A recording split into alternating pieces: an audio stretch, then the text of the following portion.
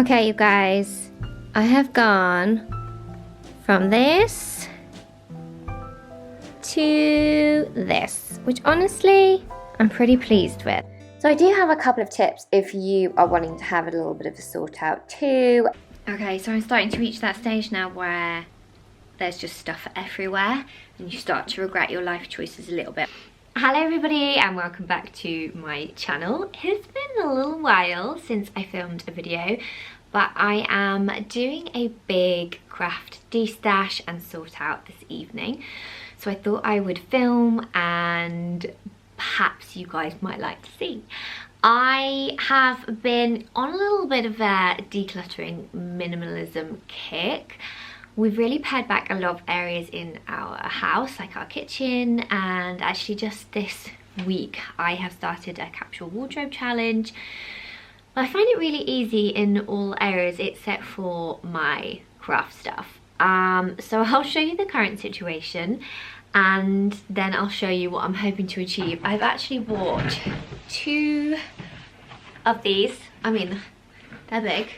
And I'm hoping to narrow it down to fit everything into these 2 and then they can go under our spare bed, and to kind of treat this as like the limit of what I can have. Now the caveat to this is that a lot of my yarn is currently at the studio space that I now have, so I don't know if that's cheating, but it's already there. I'm not moving it for the purposes of this video, so I need to sort out like a lot of fabric, a whole load of samples. I might end up doing a sample sale or something, I'm not sure.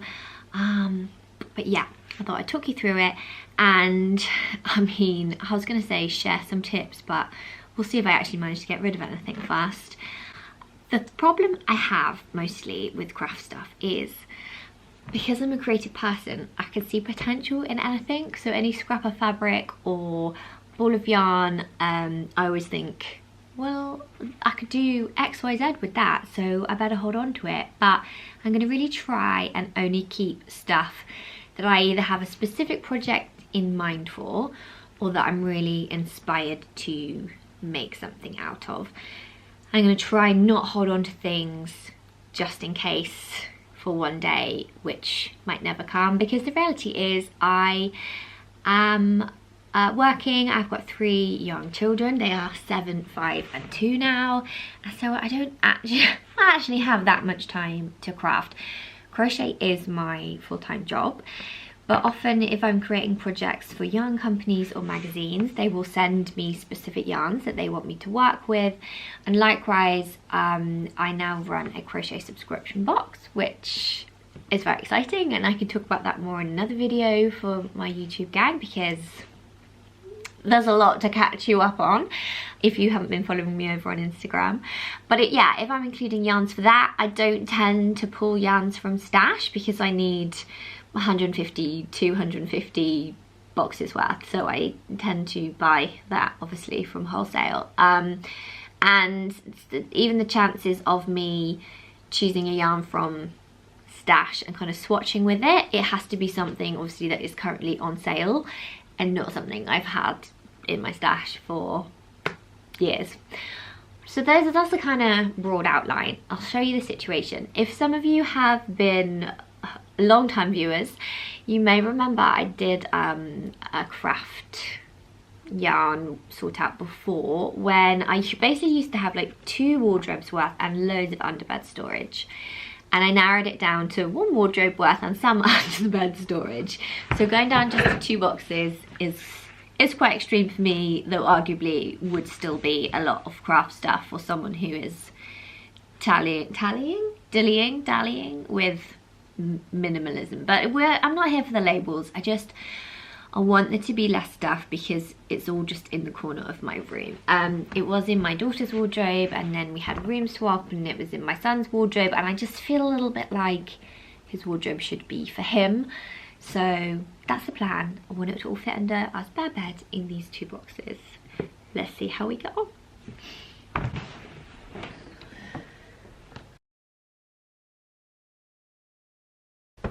So this is the current situation. As you can see, this is my wardrobe, and this is what I have got down to in terms of my capsule wardrobe challenge. I did take some videos and bits and bobs of that if you are at all interested. Oh look, it's me with a giant tripod. And then this is all the craft stuff. So I find this a little bit stressful because this is our bedroom here, and then it's all just in the corner, and I'm not here for it, I'm not feeling it. So this is what I'm going to pull out and sort through and talk you guys through. So I decided to start by just pulling everything out, and if you've ever read any kind of decluttering books or watched any videos, particularly the KonMari method, it is just to pull everything out, and well, hers is decide if it sparks joy. But as I said, I find it a lot harder with craft stuff than maybe with my wardrobe, and I think I just needed to make some decisions. A lot of the things that I was holding on to, sort of like past things I'd half made but had no intention of ever finishing, and you know, like decisions that were yet to be made. So like a sampler my mum had made me when I was little, which I have decided to keep, don't worry. But yeah, just making those decisions and sorting and categorizing. But as I said, my criteria was I only hold on to things if I'm going to actually like display it and enjoy it, or it's specifically useful for a future project or thing. Those cushion covers that were knitted that I was just holding up was actually a jumper that my grandma had knitted for my grandpa.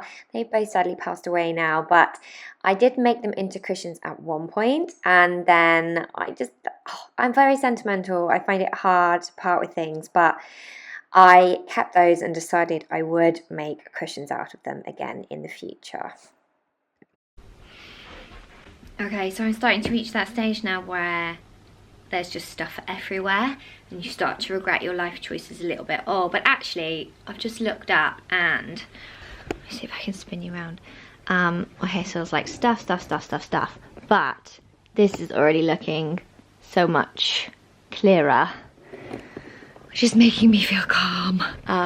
The next box I'm going to sort through is kind of a box of samples and half finished crochet projects. I feel like this one might be a bit trickier, but let's see what's in here. So I do have a couple of tips if you are wanting to have a little bit of a sort out too, and it's feeling overwhelming and you just don't know how to tackle it. I mean, these are none of my own original ideas. They're all just things that I've picked up from different places and found really helpful. So the first one is in terms of things that people have gifted you, and I'm pretty sure this is a Marie Kondo tip. She says specifically, the point at which somebody gives you a gift is the point at which they've gotten enjoyment out of giving it to you. That gift has fulfilled its purpose. You have accepted it at the time. They got enjoyment from giving it to you. You know, probably had initial enjoyment from receiving it. If you now decide to part with it, that's absolutely okay. And, you know, ideally, people in our lives should be able to understand that as well. You can thank it for its time and its service in your life, and you can pass it on. And I quite like to apply this to sort of holiday yarn, and which apparently is a big category for me. Things that I bought while I'm on holiday or for a certain season in my life. Because if you had enjoyment from buying it at the time, then it served its purpose. You know, the fact that you haven't used it since, you have to let that guilt go.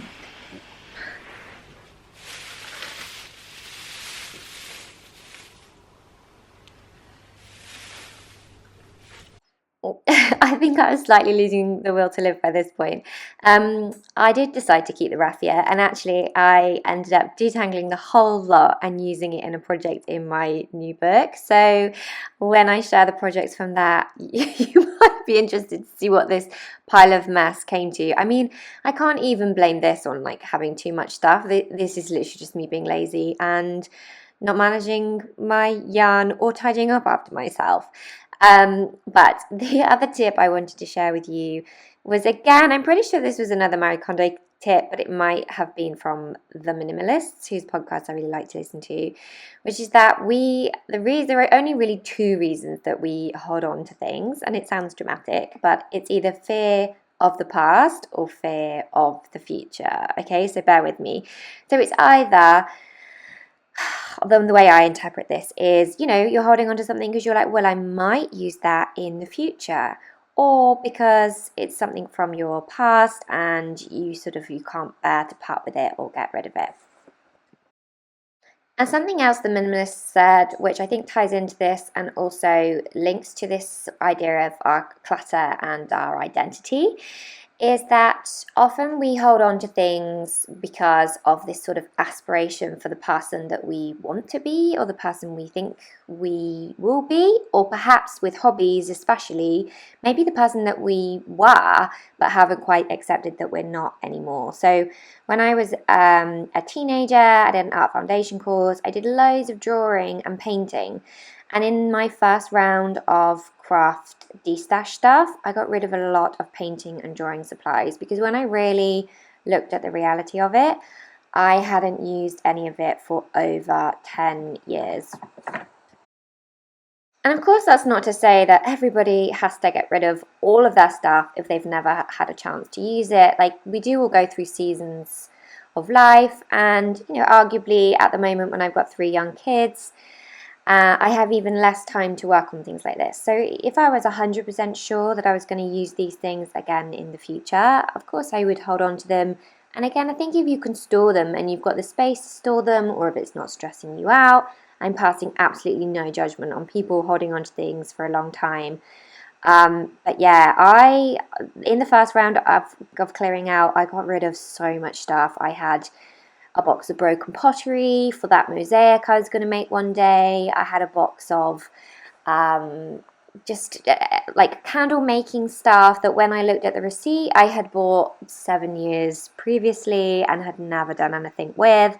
And I think I may have said in my previous decluttering video, it's kind of at that point where it's like, well, okay, either now I take this as an opportunity to make the candles, or I let the candle making kit go to somebody else who is going to get immediate enjoyment from it.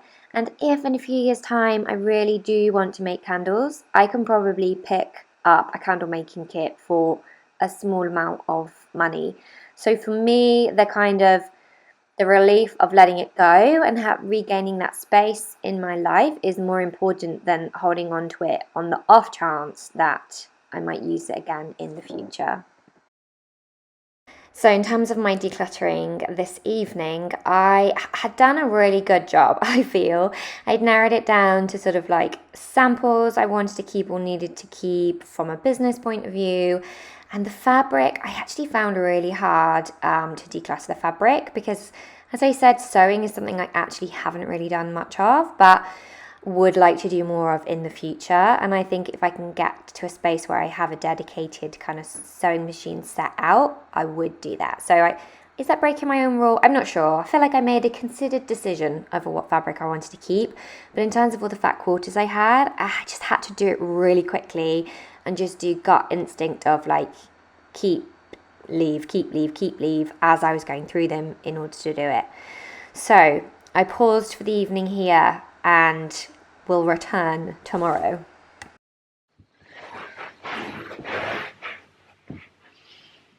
So these are the other 2 boxes that I've got to sort through, and then I bought myself, I don't know why that's so far away, I've bought a selection of these boxes because they're under the bed boxes I've got that I'm trying to fit everything in are quite large. I bought a selection of these. They're actually sold, they're like £2 each from Wilko's, fridge and freezer storage trays, and they're clear and see-through. I mean, I'm not going to say I've watched too much The Home Edit, but I thought that I could kind of subdivide the bigger boxes and things like threads and whatnot can go in here. So that's the plan. I'm going to sort through these 2 final boxes, and then I'm going to try and get it to all look pretty in my big boxes. Let's go. So the things in these last couple of boxes, actually there was still quite a bit of painting and art supplies and materials there, which I decided to declutter. And again, I held on to a few things if I felt like I had an immediate plan or project or use for them. Or again, like even if I thought my kids could use a few things, so I did keep a few things and like put them in our general art cupboard. But again, they already have a lot of art supplies, and yeah. I actually did this declutter back in January when I filmed, and here I am looking at expiration dates. I can honestly say I have not missed or reached for any of this stuff. I made a lot of vintage signs at one point, which again were kind of hard to part with. It's like my style and like a shabby chic thing, but I don't want to display them on my wall, and they're not serving anybody in a box. I had also quite a lot of bags of vintage craft equipment, which I do quite enjoy looking at, but again, it just sits in a box. I occasionally look at it and then I maybe feel guilty that I'm still just holding on to loads of things. So I was really strict with myself, and I kept a couple of like key things that I can display and enjoy looking at, and I parted with the rest. The thing with decluttering is there are obviously several ways you can approach this, but I wanted to kind of try and do it as I can't think what the word is, responsibly, I guess, as possible. So I was trying to categorize into of the things that I wanted to get rid of, things that you could go to a charity shop. Then if I had a specific person in mind, like a lot of the bigger yarns and thicker yarns I gave to a friend of mine who does a lot of macrame. And I gave some bits to my mum, although if I'm honest, she has an even bigger problem with hoarding craft supplies than me. So I try not to just put it onto people. You know, I think, again, Marie Kondo says when you're having a declutter, ideally ask your friends and family if there's anything specific they need. And on the off chance that somebody says, I need a vintage set of buttons from the 1950s, a weaving loom, and a collection of vintage holiday. Actually, I think I kept that because I love it so much. But then go ahead and give it to them. But otherwise, you're just passing on the problem and you're just dumping stuff on them. So yeah, I went through it bit by bit. I feel quite emotionally drained even just watching back the edit of this video, but I haven't missed any of it. I really haven't missed any of the stuff that I parted with, so I feel lighter and better for it. So once I kind of really heavily edited, I then started to try and sort out into these little clear boxes, and I think you can see that kind of pile of like knitting needles and crochet hooks there that I decided to get rid of. If I had duplicates, they were gone. I only need one, possibly two of each size, so I kept my favourite Clover and more, and the rest were gone. Okay, you guys, I have gone from this to this, which honestly I'm pretty pleased with. So let me tell you what do I even have left? Okay, so what are we on now? Day 3? Day 4? You will see this big tower here is completely empty. So I have gone from all of this stuff being filled to these two boxes. Oh, well, can you see? These two under the bed boxes, which is what I was hoping to do. So I'll show you a little bit of my organisation inside. And then I've also got these, which I will also explain. These are basically project bags. So let's have a look-see. Right, I'll show you the two big boxes first. Inside this one, I have got all my yarn and crochet stuff. So I've got a couple of samples here from patterns that I am still releasing. I have kind of sweaters quantities of yarn. So this is pretty much all the yarn that I've now got at home. I've got around 10 balls of this Sardar Snuggly Cashmere Merino. Around 10 balls of this Stitch and Story yarn. Bear with me, let me get my other hand free. Which is Stitch and Story Woolmere Luxe, which is a really lovely super chunky fluffy grey colour. And then finally I have again around 10 balls of this Hayfield Soft Twist in this sort of soft brown colour, which I'm hoping to make a cardigan, a jumper and a cardigan with. What else have I got in my box? Under here I've got a yarn swift, a ball winder, one weaving hoop and one wooden blocking board. And then in these two, I've got all of my knitting needles and crochet hooks that I'm keeping at home, including these Tunisian hooks, which I've never used, but I have recently been gifted a Tunisian crochet book. So there's hope yet. But I did get rid of loads of old crochet hooks I'm just not gonna use anymore. Basically, if you are a clover hook, you can stay. If you are a Knit Pro wooden hook, you can stay. And then I did keep, there's one 4mm grey metal hook in here, which is kind of what I started crocheting with. Oh, my phone's ringing, bear with me. I found it. Here it is. I kept this. I got rid of loads of metal hooks, so I just don't use them. But this is the one. It was either my grandma or my nana. I had it in like a pile of their craft stuff, and this is, yeah, what I started crocheting with, so kept that one. So that's what's in that little pot, which fits nicely in there. And then in the second pot, in this one, I have a few pom-pom makers. I have some knit blockers, and I have the like the wooden prongs for my wooden blocking board, and then some little labels. So that is in there. And then the other things I have in here, I have a couple of bag handles. I had like 4 sets, so I got rid of 2 and kept these 2 because these were my faves.